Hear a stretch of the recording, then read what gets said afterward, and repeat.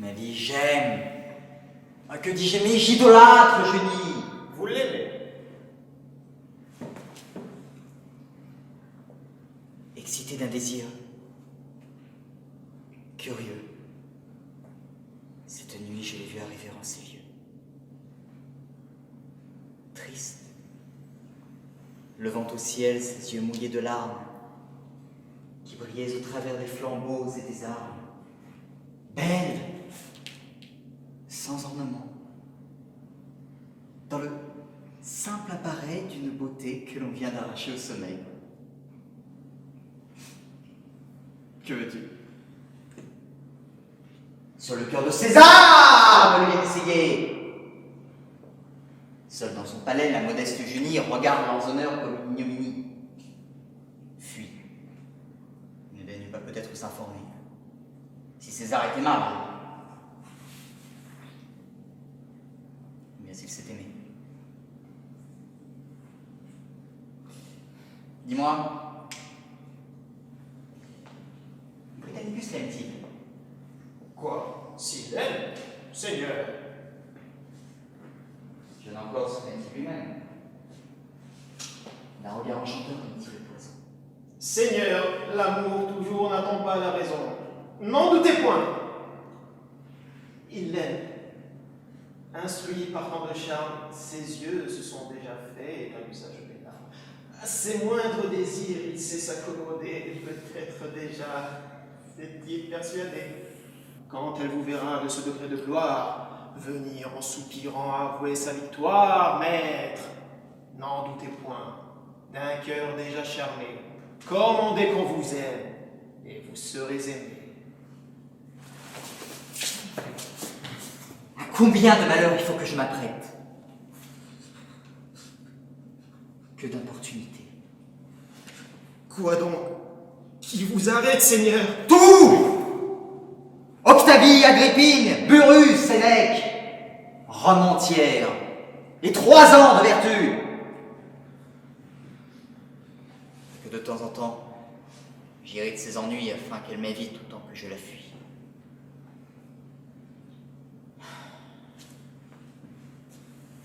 Mais je t'arrête trop. Retire-toi, Narcisse. Britannicus pourrait t'accuser d'artifice.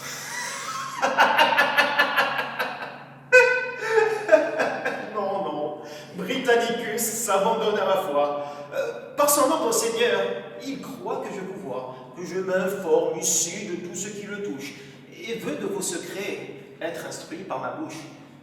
Impatient surtout de retrouver ses amours, il attend de mes soins ce fidèle secours. J'y consens. Porte-lui cette douce nouvelle. Il la verra. Seigneur, bannissez-le loin d'elle. J'ai mes raisons, Narcisse. Et tu peux concevoir que je lui vendrai cher le plaisir de la voir. Cependant, vends-lui ton heureux stratagème. Dis-lui qu'en sa faveur, on me trompe moi-même, qu'il la voit sans mon ordre. On ouvre, la voici. Va retrouver ton maître et l'amène ici. Vous vous troublez, madame. Et changez de visage. Lisez-vous dans mes yeux quelques tristes présages? Seigneur, je ne veux plus déguiser mon erreur. J'allais voir Octavie et non pas l'empereur. Vous qui le punissez, vous ne l'ignorez pas. De grâce, apprenez-moi, Seigneur, les attentats. Quoi, madame? Est-ce donc une légère offense de m'avoir si longtemps caché votre présence? Ces trésors dont le ciel voulut vous embellir, les avez-vous reçus pour les ensevelir? L'heureux Britannicus verra-t-il sans alarme croître loin de nos yeux son amour et vos charmes? On dit plus. Vous souffrez sans en être offensé, qu'il vous ose, madame, expliquer sa pensée. Car je ne croirais point que sans me consulter, la sévère Junie ait voulu le flatter. Ni qu'elle consentît d'aimer, ou d'être aimée, sans que je n'en sois instruit que par la renommée. Je ne vous nierai point, Seigneur, que ces soupirs m'ont daigné quelquefois expliquer ses désirs. Et pour Britannicus... Il a su me toucher! Seigneur, et je n'ai pas prétendu m'en cacher. Ma sincérité est sans doute peu discrète, mais toujours de mon cœur, ma bouche est l'interprète. Attente de la cour, je n'ai pas dû penser, Seigneur, qu'en la défendre, il fallut m'exercer. J'aime Britannicus, mais il est seul.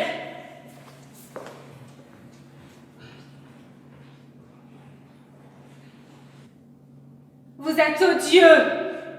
Oui, mon petit. C'est le métier qui le veut.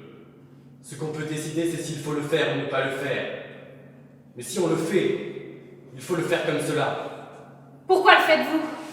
Un matin, je me suis réveillé roi de Thèbes. Et Dieu sait si j'aimais autre chose dans la vie que d'être puissant. Je vous fais peur. C'est pour cela que vous essayez de me sauver. Ce serait tout de même plus commode d'avoir une petite Antigone, vivante et muette, dans ce palais.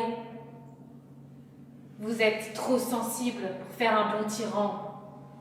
Voilà tout.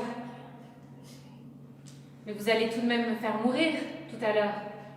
Vous le savez. C'est pour cela que vous avez peur. C'est laid un homme qui a peur.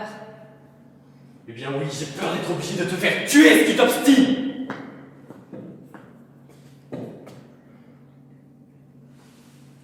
Mais je ne le voudrais pas.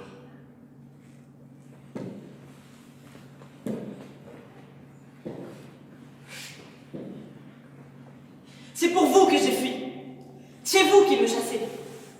Où me renvoyez-vous si vous me bannissez?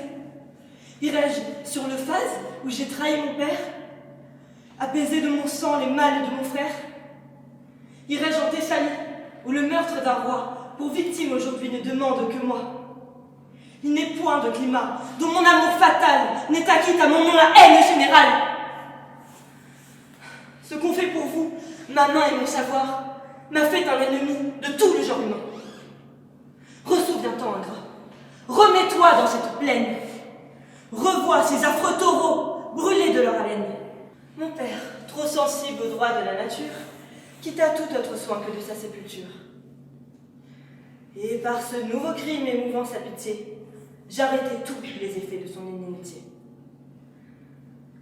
Honte de ma famille, prodigue de mon sang, aussi cruelle sœur que déloyale fille. Tous ces titres plaisaient tant à mes amours.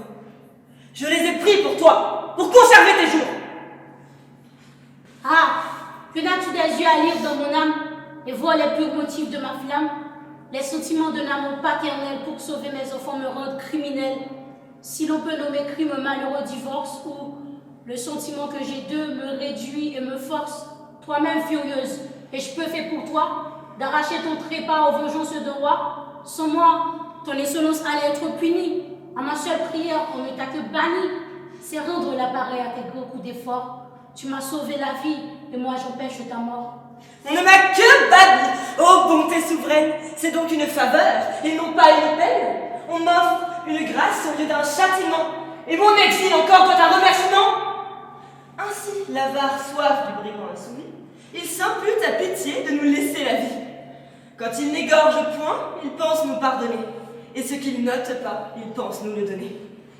Tes discours, donc créant de plus en plus offense, lui forceraient enfin à quelque violence. Éloigne-toi d'ici tandis qu'il t'est permis. Les rois ne sont jamais de faibles ennemis. Et que voulais-tu? La lune. Quoi? Oui, je voulais la lune. Ah!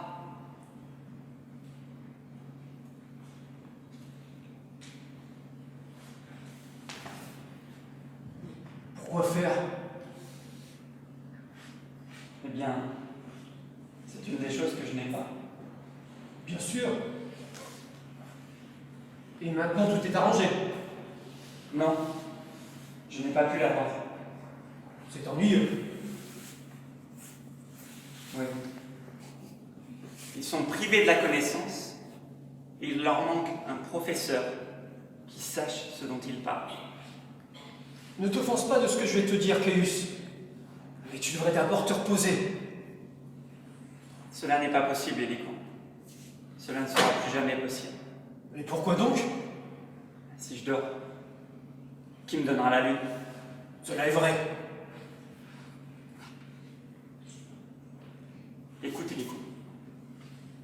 J'entends des pas et des bruits de voix. Garde le silence et oublie que tu viens de me voir. J'ai compris. Et s'il te plaît, aide-moi désormais. Je n'ai pas de raison de ne pas le faire, Caius. Mais je sais beaucoup de choses, et peu de choses m'intéressent. À quoi donc puis-je t'aider? À l'impossible.